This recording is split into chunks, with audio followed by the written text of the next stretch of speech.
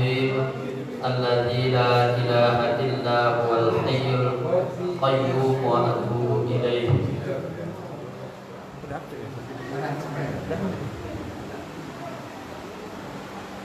أعوذ بالله من الشيطان الرجيم. بسم الله الرحمن الرحيم. السلام عليكم ورحمة الله وبركاته.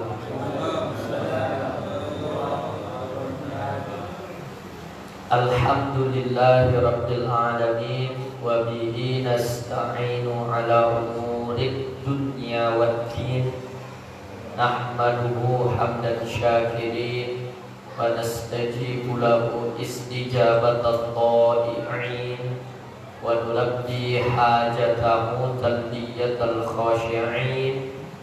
اللهم صل وسلم وبارك على سيدنا محمد وعلى آل سيدنا محمد.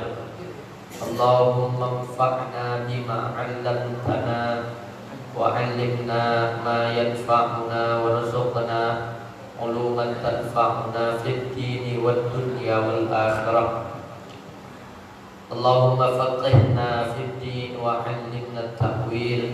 رب اشرح لي صدري ويسر لي أمري واحلل عقدة من لساني yafqahu qawli yafqahu qawli. Bapak-bapak, ibu-ibu, jamaah yang dirahmati Allah Subhanahu wa taala, mari kita meningkatkan syukur kita kepada Allah Subhanahu wa taala atas berbagai macam limpahan nikmat, rahmat, karunia, pertolongan dan petunjuk yang senantiasa tercurah kepada kita semua, sehingga jadilah kita hamba-hamba Allah yang terpilih dan teristimewa. Dengan langkah kakinya terbuka pintu hatinya untuk bersama-sama datang ke masjid yang kita cintai. Mudah-mudahan Allah berikan kita kekuatan, Allah berikan kita kesehatan, sehingga kita bisa tetap menjadi hamba-hamba Allah yang cinta dan senang dalam berlomba-lomba melakukan kebaikan. Amin ya rabbal alamin. Kemudian salawat bertangkaikan salam tak pernah bosan untuk selalu kita hadiahkan kepada junjungan kita, teladan kita, Nabi besar Muhammad sallallahu alaihi wasallam. Allahumma salli ala sayyidina Muhammad wa ala ali sayyidina Muhammad. Kita selalu berharap dengan memperbanyak salawat kepada Nabi Muhammad, kelak di hari kiamat kita termasuk umatnya Nabi Muhammad yang mendapatkan syafaat. Amin ya rabbal alamin. Bapak Ibu jamaah yang dirahmati Allah, setelah pada pertemuan yang sebelumnya kita sudah bersama-sama menyelesaikan tafsir Quran surah Al-A'la, maka pada hari ini kita akan bersama-sama beralih kepada Quran surah Al-Ghasyiyah. Surah Al-Ghasyiyah ini memiliki nama lain. Selain Al-Ghasyiyah, nama lainnya adalah surah Hal Ataka Hadithul Ghasyiyah. Jadi ayat pertama daripada surah ini sekaligus menjadi nama surah ini. Jadi ada dua ya Bapak Ibu, nama daripada surah ini. Yang pertama Al-Ghasyiyah, yang kedua Hal Ataka Hadithul Ghasyiyah. Para ulama sepakat berpendapat bahwa surah Al-Ghasyiyah ini merupakan surah Makkiyah atau yang diturunkan sebelum Rasulullah hijrah ke Madinah. Jumlah ayatnya adalah 26 ayat. Dalam hal urutan peletakannya di mushaf, surah Al-Ghasyiyah ini merupakan surah ke-88. Adapun urutannya dalam penurunannya kepada Nabi Muhammad, ini merupakan surah yang ke-76 diturunkan di antara surah-surah Makkiyah lainnya. Ia diturunkan setelah surah Al-Dhariyat dan sebelum Quran surah Al-Kahfi. Meskipun secara urutannya yang ada di mushaf, sebelum surah Al-Ghasyiyah adalah surah Al-A'la, dan setelah surah Al-Ghasyiyah adalah surah Al-Fajr. Tetapi dalam urutan penurunannya, surah Al-Ghasyiyah ini diturunkan setelah surah Ad-Dhariyat dan sebelum surah Al-Kahfi. Surah Al-Ghasyiyah merupakan di antara surah-surah yang Nabi sangat sering membaca. Disebutkan di dalam salah satu riwayat hadis yang dikeluarkan oleh Imam Muslim dari Nu'man bin Bashir, anna Rasulullah sallallahu alaihi wasallam kana yaqra, bahwasanya Rasulullah sallallahu alaihi wasallam kadang membaca sabbihisma rabbikal a'la wal ghasyiyah, itu surah Al-A'la dan surah Al-Ghasyiyah, fi salatil jumu'ah wal idaini, pada salat Jumat dan keduanya. Jadi sering Nabi, meskipun tidak selalu ya, karena kalau melihat dari segi tata bahasanya, hadis ini menunjukkan bahwa Rasulullah sering, bukan selalu, sering membaca surah Al-A'la dan Al-Ghasyiyah pada sholat-sholat Jumat dan pada sholat-sholat Aid, baik itu sholat Idul Fitri dan Idul Adha.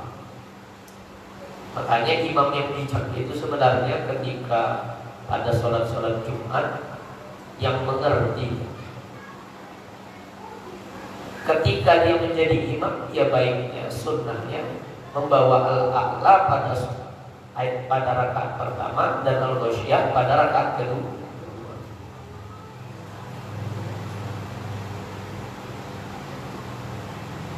Nah, surah Al-Ghasyiyah ini mencakup pembahasannya tentang keadaan orang-orang kafir dan orang-orang mukmin pada hari kiamat.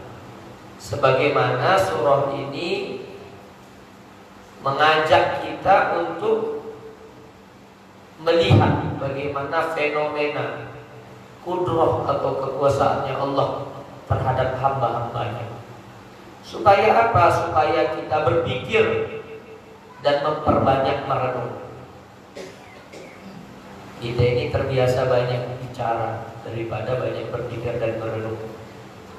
Padahal agama kita memerintahkan kita untuk banyak berpikir dan merenung daripada berbicara.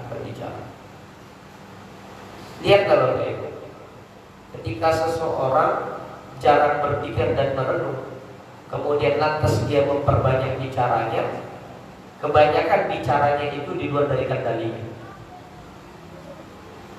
Itulah mungkin salah-salah cakap, salah-salah kata. Tak ada dia niatan menyakiti hati kawannya, tersebut sama dia hal-hal yang menyakiti kawannya. Kenapa? Kebanyakan bercakap daripada banyak berpikir dan merenung. Makanya Rasulullah mengajarkan kita, man kana yu'minu billahi wal yawmil akhir falyaqul khairan aw liyasmut. Barang siapa yang benar-benar beriman kepada Allah dan beriman akan datangnya hari akhir, maka hendaklah dia berkata-kata yang baik. Jika tidak, lebih baik diam.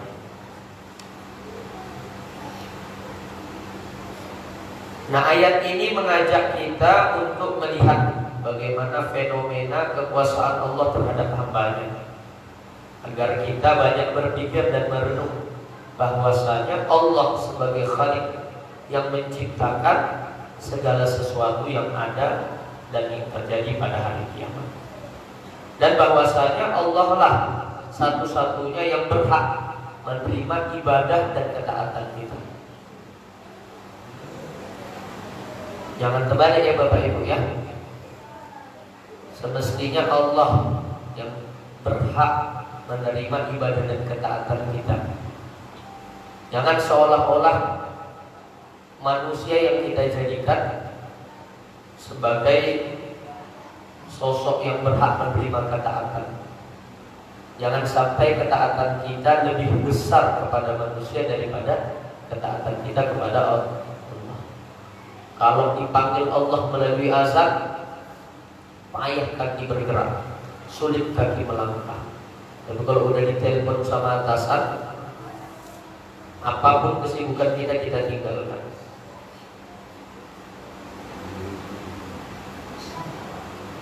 Dan bahwasanya melalui surah ini Allah mengajak kita untuk kembali merenung bahwasanya kelak pada hari kiamat kita akan dihisab, dihitung segala kebaikan dan keburukannya, dihitung segala amal ibadah dan kemaksiatannya, dan segala kebaikan, keburukan, amal ibadah maupun maksiat niscaya akan mendapatkan balasan dari Allah Subhanahu wa taala.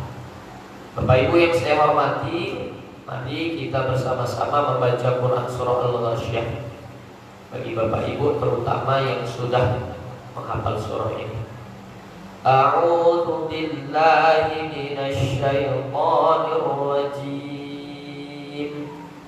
Bismillahirrahmanirrahim. Hal ataka hadithul ghashiyah. Wujuhun yawma idzin khashi'ah. Amilatun nasibah. Tasla naran hamiyah. Tusqa min 'ainin aniyah. Laisa lahum ta'amun illa min dhari'. La yusmin wa la yughni min ju'. Wujuhun yawma idzin na'imah. Bisa'yiha radiyah. Fi jannatin 'aliyah. La tasma'u fiha laghiyah. Fiha 'ainun jariyah. Fiha sururun marfu'ah. Wa akwabun mawdu'ah. Wa namariqu masfufah. Wa zarabiyyu mabsusah. Afala yanzuruna ilal ibili kaifa khuliqat. Wa ilas samai kaifa rufi'at. Wa ilal jibali kaifa nusibat. Wa ilal ardi kaifa sutihat. Fadzakkir innama anta mudzakkir. Lasta 'alaihim bimusaytir. Illa man tawalla wa kafar. Fayu'adzibuhu Allahul 'adzabal akbar. Inna ilaina iyabahum. Thumma inna 'alaina hisabahum.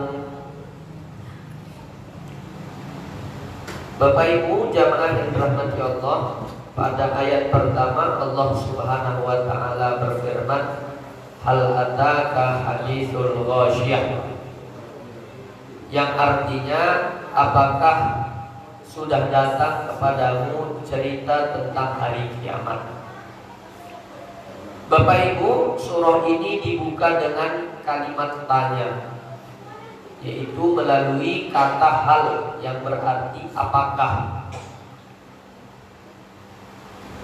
Kata tanya pada ayat ini itu tidak berarti bahwa Allah bertanya dikarenakan Allah tidak tahu, melainkan justru pertanyaan pada ayat pertama di sini itu sebagai pernyataan bahwa yang dimaksud di sini untuk memberikan ketakjuban bagi siapapun yang mendengar kisah tentang hari kiamat. Sekaligus dimulainya surah ini dengan pertanyaan untuk memberikan ketertarikan. Biasanya orang lebih tertarik ketika sesuatu itu dimulai dengan pertanyaan. Contoh, kalau saya mengajar di kelas itu, biasanya saya mulai dengan pertanyaan. Anak-anak, ada yang sudah menghafal Quran surah Al-A'la? Biasanya begitu. Langsung anak-anak itu tertarik untuk mendengar apa yang kita katakan.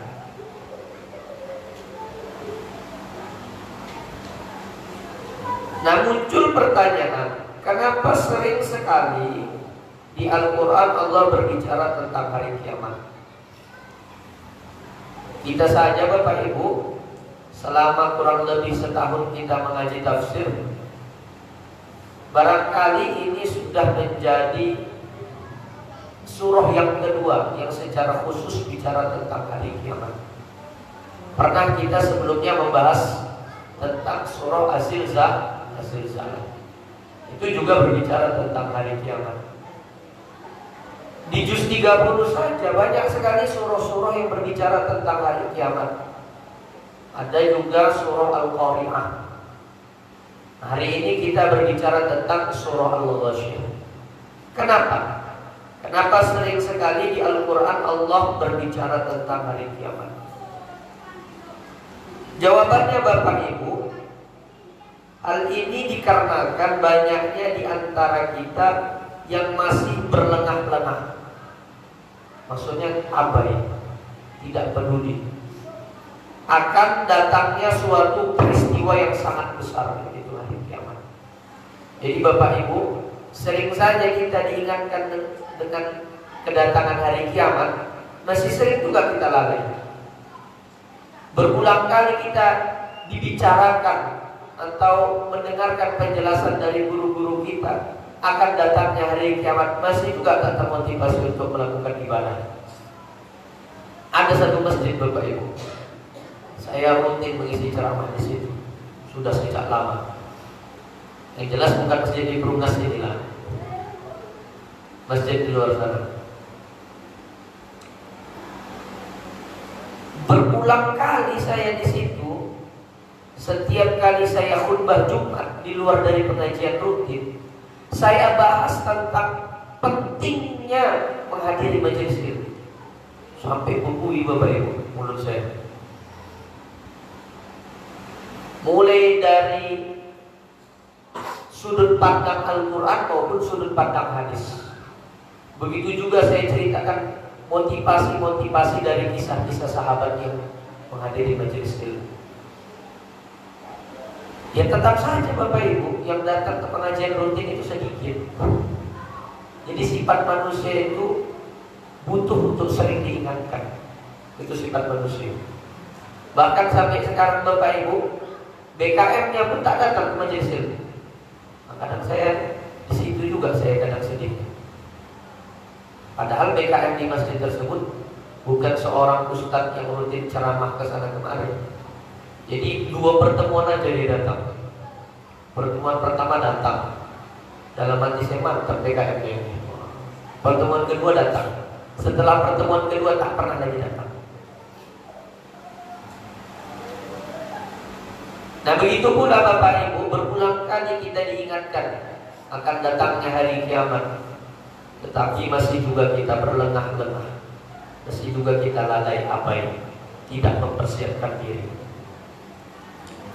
Nah Bapak Ibu, kata Al-Ghasyiyah ini dipahami sebagai hari kiamat. Muncul pertanyaan, kenapa hari kiamat itu disifati dengan kata Al-Ghasyiyah? Kenapa Allah tidak berkata hal ataka haditsul qiyamah?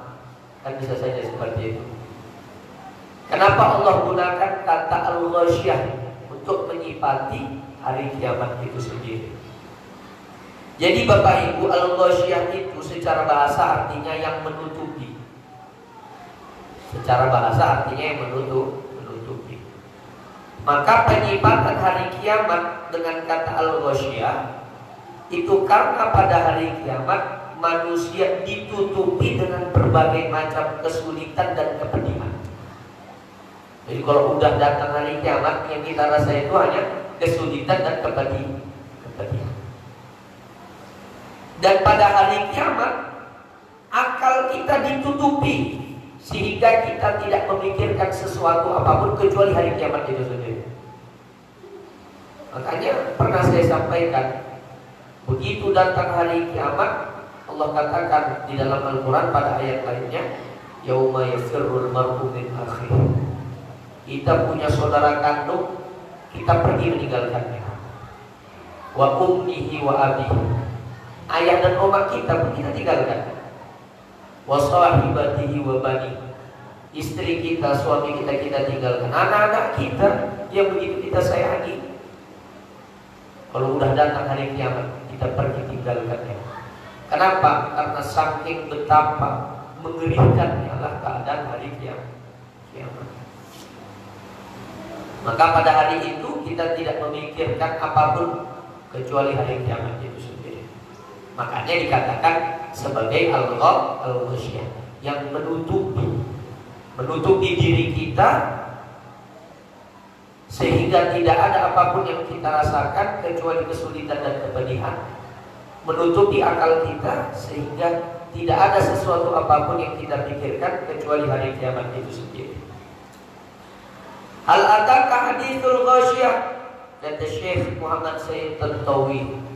Maksudnya adalah, apakah sudah sampai kepadamu wahai Rasulullah cerita tentang hari kiamat, hari di mana manusia ditutupi dengan berbagai macam kesulitan dan kepedihan dan diliputi dengan hal-hal yang menyeramkan. Begitu kata Syekh Muhammad Sayyid Tantawi ketika menafsirkan.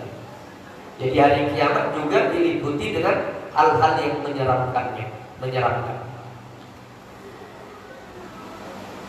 Maka kalau belum datang kabar tentang hari kiamat kepadamu, kata Syekh Muhammad Sayyid Tantawi ketika menafsirkan ayat ini, maka ketahuilah pada hari ini manusia dibagi pada beberapa kondisi ataupun keadaan.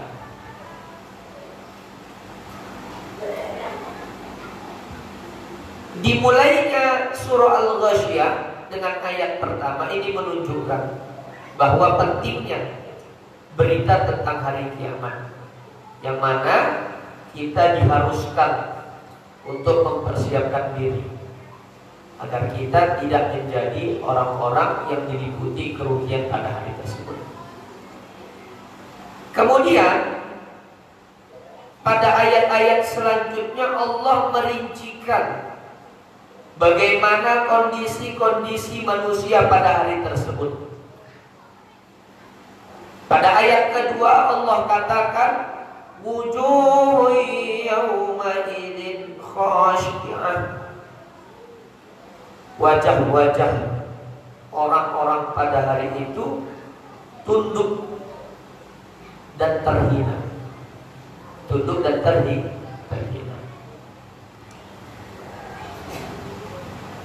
Nah, kata wujuh itu terambil dari kata wajahun yang berarti wajah. Yang dimaksud dengan wajah-wajah di sini maksudnya orang-orang. Kenapa pada ayat ini Allah gunakan kata wajah? Kenapa tidak Allah katakan tangan-tangan pada hari itu? Atau Allah gunakan kata kaki-kaki pada hari itu? Kenapa Allah khususkan penggunaan kata wajah untuk menjelaskan keadaan orang-orang pada hari kiamat?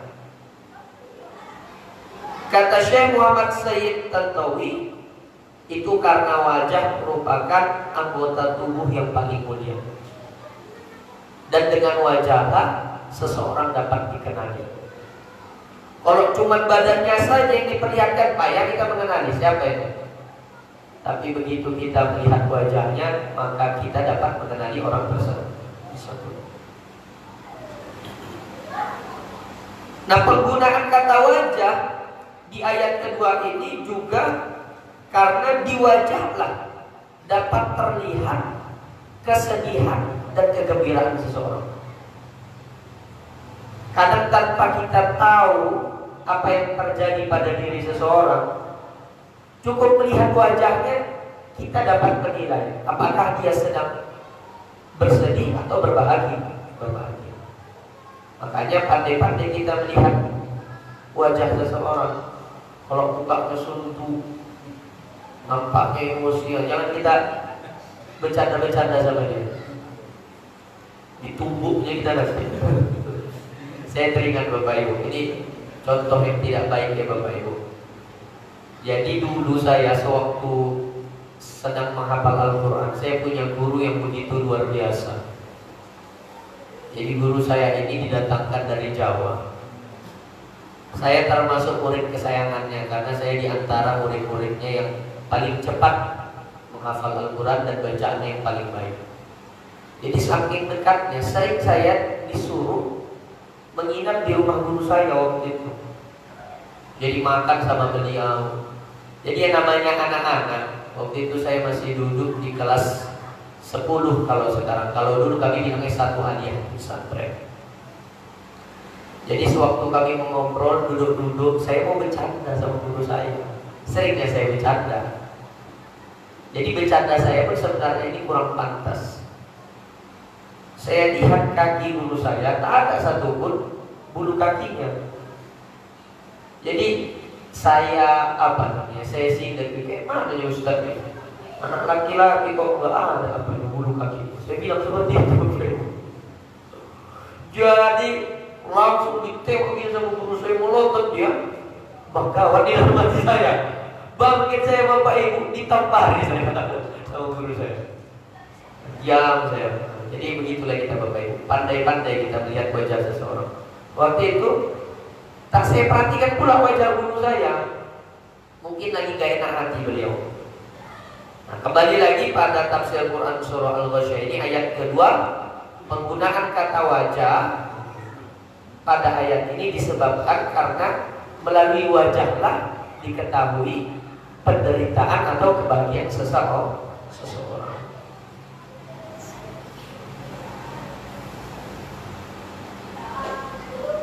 Bapak Ibu yang dirahmati Allah, kemudian pada ayat ketiga Allah Subhanahu wa taala berkata, amilatun nasibah. Pada hari kiamat orang-orang bekerja keras dan merasa kepayahan. Maksudnya apa Bapak Ibu? Kata Al-Imam Al-Biqai, ayat kedua dan ketiga itu menunjukkan sekelompok manusia yang dalam kehidupan dunianya melakukan kegiatan yang menjadikan badan letih dan capek, hanya untuk melakukan hal-hal yang tidak diridhoi Allah. Jadi Bapak Ibu, terkadang kita bercapek-capek, berletih-letih hanya untuk melakukan hal-hal yang tidak diridhoi Allah. Ini anak-anak muda kita Bapak Ibu, sekarang ini dirundung dengan demam TikTok. Mungkin karena saking gak ada kerjaannya kan. Laki-laki, perempuan, berjoget-joget. Yang mana joget mereka itu dilihat oleh masyarakat luas yang tentunya bukan mahram. Kalau saya pikir-pikir joget-joget itu kan capek Bapak Ibu. Sampai ada orang Bapak Ibu terbiasa, saking sudah terbiasanya dia, sedang di luar pun tidak sedang menggunakan aplikasi TikTok, tangannya begini-begini. Itu saya temukan waktu saya beli stik kentang di di depan selat lancang. Jadi depan saya ada anak gadis sedang ngantri. Begini apanya anak di dalam hati saya.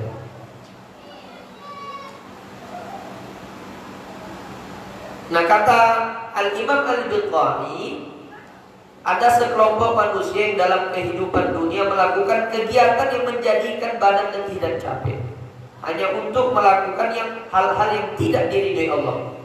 Maka kelak di hari kiamat mereka akan dimasukkan ke dalam api neraka dalam keadaan capek dan letih juga. Jadi jangan kita buat badan kita ini capek dan letih untuk hal-hal yang tidak berguna. Allah buat kita nanti di hari kiamat ketika dimasukkan ke dalam api neraka dalam keadaan capek dan letih juga. Itulah maksud amilatun nasibah, bahwa akan ada golongan di hari kiamat mereka merasa seolah-olah bekerja keras dan seolah-olah mereka bersusah payah. Nah, sifat-sifat yang disebutkan ini itu merupakan celaan dan peringatan bagi para penduduk neraka. Jadi Bapak Ibu, wujuhu yawma idzin khashi'ah amilatun nasibah, ini merupakan celaan bagi kondisi para penduduk neraka. Kenapa? Karena mereka adalah orang-orang yang meninggalkan amal soleh ketika mereka masih hidup di dunia dan mengutamakan kesenangan dunia daripada mencari pahala untuk akhirat. Maka balasan bagi mereka kelak di hari kiamat yaitu celaan, dan mereka akan dibebankan dengan rasa letih dan rasa capek kelak ketika berada di neraka. Kemudian Bapak Ibu, setelahnya Allah mengabarkan kita tentang keadaan-keadaan orang-orang yang celaka pada hari kiamat dengan kabar-kabar lainnya. Yaitu pada ayat keempat Allah katakan tasla naron hamiyah. Maksudnya yaitu orang-orang yang demikian akan dimasukkan ke dalam api neraka, yaitu dalam kondisi dibakar. Bahkan kalau di sini di kitab ini tidak hanya dibakar, melainkan yushwa. Yushwa itu dipanggang, dibakar, dipanggang. Kemudian tusqa min ainin aniyah. Nah, para penduduk neraka itu diberikan minuman.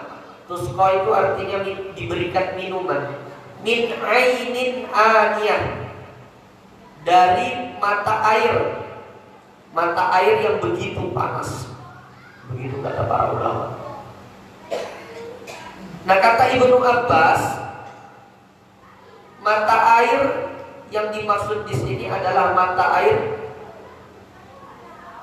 yang ketika dia memancar, pancarannya itu tidak akan pernah berhenti,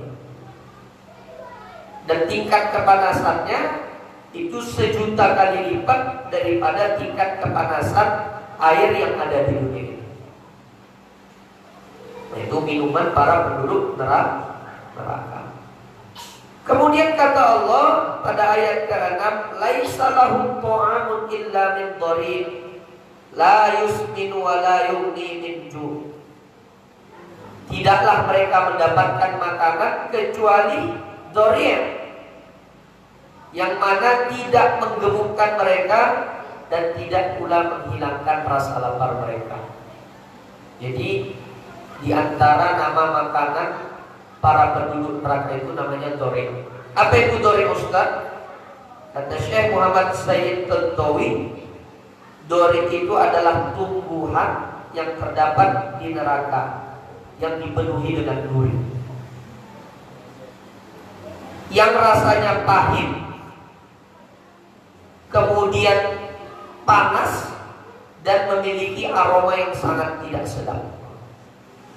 Jadi salah satu tumbuhan yang terdapat di dalam api neraka yang dipenuhi dengan duri, rasanya pahit, kemudian begitu panas, dan aromanya tidak sedap. Kalau di dunia Bapak Ibu ada makanan yang pahit tapi sedap, penting. Ada pula makanan itu panas Justru dengan panasnya itulah kita sedang menikmatinya. Makan Indomie hujan-hujan. Ya kan Bapak Ibu, hujan deras, wah. Bapak Ibu masak Indomie. Nah Indomie itu kan enak dimakan ketika apa? Ketika panas. Kalau udah dingin medok minyak, tak sedap. Ada pula makanan yang bau aromanya, tapi senang orang memakannya. Nah itu jengkol. Itu kalau kita pikir-pikir aromanya tidak sedap. Banyak orang sudah menemukan cara memasak bagaimana agar jengkol itu tidak mengeluarkan bau ketika dimakan. Tapi sampai hari ini belum ada yang menemukan cara bagaimana ketika sudah masuk ke perut, kemudian kita keluarkan urin dan kotoran kita, lantas urin dan kotoran kita tidak meninggalkan bau. Nah itu belum saya temukan ya. Tapi kalau masalah jengkol itu udah gak ada lagi baunya ketika dimakan, banyak cara memasaknya, macam-macam lah ibu-ibu itu ditahu. Tapi belum ada saya temukan resep itu. Kita makan banyak, kencing kita nggak bau. Kami dulu sewaktu di pesantren kena prank. Jadi kalau di pesantren tak tahu-tahu kita kadang lauknya itu apa. Pokoknya makan aja. Disambal, campur teri. Kami kira ubi. Saya dulu di pesantrennya saya suka jengkol. Sebelum nggak pernah saya mau makan jengkol. Kami kira ubi, makan kami. Begitu sebelum tidur rame-rame kami ke kamar mandi kan. Begitu buang air kecil kami, wah aromanya beda. Baru di situ kami tahu jengkol rupanya lauk tadi malam.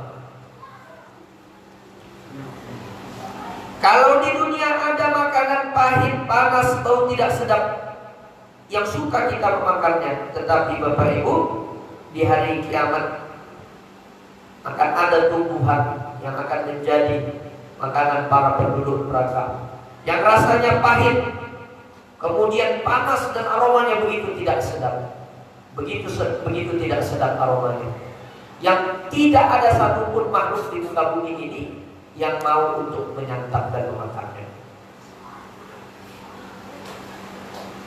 Nah, dori tersebut kalaupun dimakan,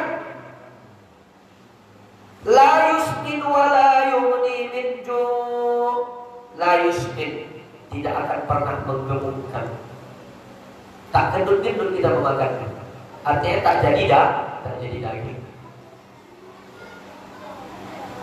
Wa la yughni min ju', dan tidak pula menghilangkan lapar.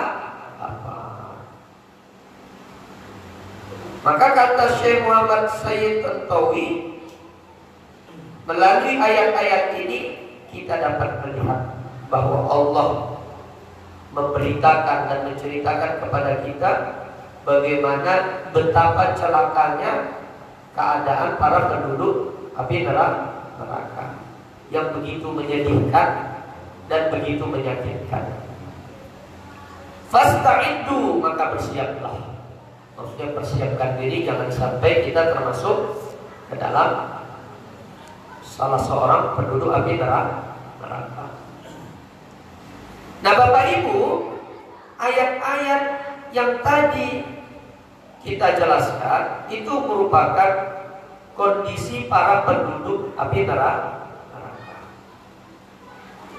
Nah setelah kita bercerita tentang kondisi para penduduk api neraka, maka pada ayat-ayat selanjutnya Allah ceritakan tentang bagaimana keadaan para penduduk surga berikut dengan nikmat-nikmat yang terdapat di dalamnya. Wujuhun yawma idzin na'imah. Wujuhun, wajah-wajah orang-orang pada hari itu na'imah. Na'imah itu berseri-seri, penuh dengan kebahagiaan. Nah muncul pertanyaan, kenapa Allah mendahulukan cerita tentang para penduduk api neraka daripada bercerita tentang keadaan para penduduk surga? Kata Syekh Muhammad Sayyid Tantawi, karena yang demikian itu lebih memberikan ketakutan kengerian sekaligus gertakan. Jadi secara naluri Bapak Ibu, biasanya kita itu lebih lebih menyambut ancaman daripada ajakan. Saya ambil contoh Bapak Ibu, kalau saya memperlakukan murid-murid saya, kalau bentuknya itu adalah reward, biasanya orang gak begitu tertarik. Murid-murid saya gak begitu tertarik. Anak-anak, bagi yang bisa menyegerakan hafalannya, nanti akan Ustadz kasih uang 10.000. Zaman sekarang anak-anak tertarik Bapak Ibu. Paling yang tertarik hanya 1-2 saja. Yang lainnya lah yang penting tak dapat hukuman. Tak dapat aku 10.000, dapat yang dari mamaku katanya. Tapi kalau seandainya kita kasih ancaman, yang tak menyetor hafalan, dia menyetor 10.000. Langsung orang itu berlomba-lomba itu. Nah makanya begitu pula salah satu gaya bahasa yang Allah tunjukkan pada Quran surah Al-Ghasyiyah, Allah kedepankan terlebih dahulu cerita-cerita tentang keadaan para penduduk neraka. Kenapa? Karena kata Syekh Muhammad Said Tantawi, yang demikian itu lebih memberikan ketakutan, kengerian, dan sekaligus gertakan bagi siapapun yang mendengar cerita tersebut.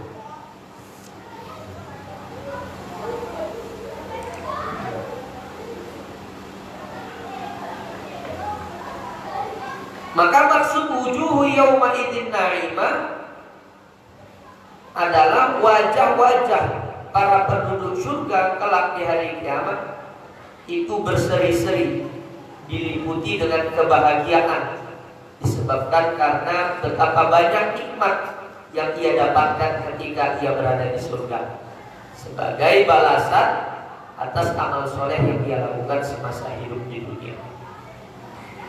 Kemudian lisa'iha radiyah. Lisa'iha radiyah itu maksudnya adalah disebabkan karena usaha-usaha yang ia lakukan semasa ia hidup di dunia. Kemudian fi jannatin 'aliyah, Allah ceritakan bagaimana kondisi para penduduk surga, yaitu mereka dimasukkan surga yang tinggi. Apa maksud penggunaan kata tinggi di sini? Ini menunjukkan bahwasanya orang-orang yang berada di surga itu mendapatkan kedudukan yang lebih tinggi daripada para penduduk neraka. Kemudian Allah jelaskan sifat-sifat yang menyifati keadaan surga. La tasma'u fiha laghiyah. Kata Allah, engkau tidak akan pernah mendengar di dalamnya perkataan-perkataan yang tidak berguna. Laghiyah itu tidak berguna atau tidak bermanfaat. Lain halnya Bapak Ibu, kalau di dunia ini Bapak Ibu, sering sekali kita mendengar senda gurau, kata-kata yang tidak berguna, kata-kata yang sama sekali tidak mendapatkan manfaat bagi siapapun yang mendengarnya. Nah, herannya itu pula yang banyak disukai orang. Yakin nggak Bapak Ibu? Tempat-tempat yang mana di situ banyak hal-hal atau ucapan-ucapan yang tidak berguna itu lebih ramai daripada tempat-tempat yang di dalamnya banyak hal-hal bermanfaat disampaikan. Makanya dimanapun kita temukan majelis ilmu selalu tidak ramai bila dibandingkan tempat-tempat kafe dan lain sebagainya. Nah tapi kalau nanti di surga kita tidak akan pernah mendengar hal-hal yang sama sekali tidak bermanfaat atau tidak berguna. Kemudian Bapak Ibu, Allah Subhanahu wa taala berkata fiha 'ainun jariyah. Di dalamnya terdapat mata air yang mengalir. Nah, menurut sebagian para ulama tafsir, di antara mata air yang mengalir di situ adalah salah satunya adalah air khamar.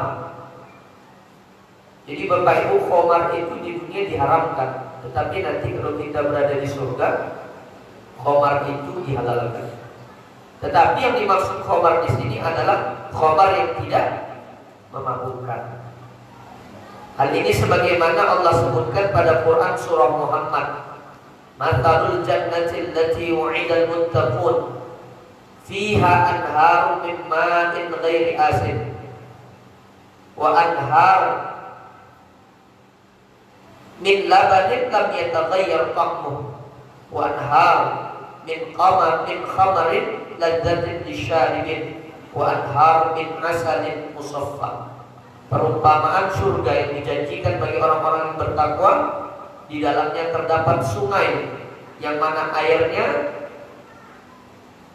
itu terbuat dari susu yang tidak berubah rasanya, dan ada pula sungai-sungai yang terbuat dari khamar, begitu lezat bagi orang-orang yang meminumnya, dan ada pula sungai-sungai yang terbuat dari madu yang begitu jernih warnanya. Nah, kemudian Bapak Ibu, Allah katakan pula di antara hal-hal yang Allah berikan bagi para penduduk surga, wa aqwabun mawdu'ah. Wa aqwabun mawdu'ah, kata aqwab itu artinya cangkir-cangkir, mawdu'ah dihidangkan. Jadi kata para ulama, ketika kita berada di surga kelak, tepat di hadapan kita itu dihidangkan cangkir-cangkir yang kita siap kapanpun ingin menggunakannya. Ada cangkir yang terbuat dari emas, ada pula cangkir-cangkir yang terbuat dari perak. Barangkali Bapak Ibu, ini di antara kondisi yang Allah ceritakan di kelak nanti ketika kita di hari kiamat. Insya Allah akan kita lanjutkan pada pertemuan yang akan datang. Mudah-mudahan bermanfaat. Adapun sesi tanya jawab nanti akan kita buka pada pertemuan yang selanjutnya. Mari kita tutup dengan doa kafaratul majlis. Subhanakallahumma wa bihamdika asyhadu an la ilaha illa anta astaghfiruka wa atubu ilaik. Wallahul muwaffiq ila aqwamit thoriq. Assalamualaikum warahmatullahi wabarakatuh.